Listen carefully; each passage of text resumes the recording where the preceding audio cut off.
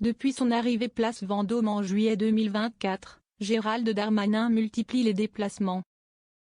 Après avoir été une figure de l'intérieur, il tente désormais de se faire une place mémorable au sein du ministère de la Justice. Mais ce mardi 29 juillet 2025, à Nanterre, sa posture a été mise à rude épreuve par une interpellation inattendue.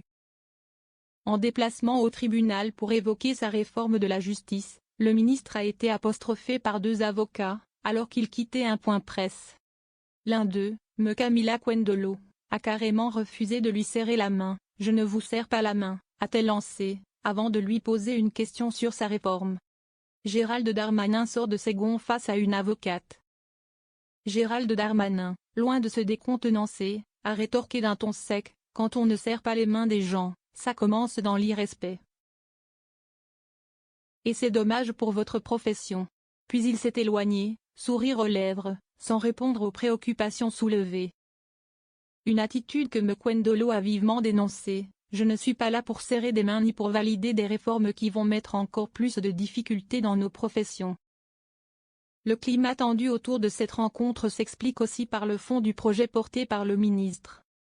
Le ministre et bras droit d'Emmanuel Macron souhaite présenter à l'automne prochain une réforme pénale en 10 articles seulement, mais qui pourrait changer en profondeur les équilibres de la justice. Une réforme qui ne passe pas auprès des professionnels.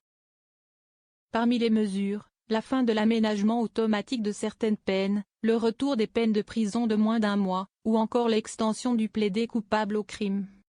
Autant de points qui suscitent la colère des avocats et des magistrats. Alexandra Vaillant, secrétaire générale de l'Union syndicale des magistrats, a rappelé que les professionnels attendaient surtout des moyens plutôt qu'une nouvelle réforme.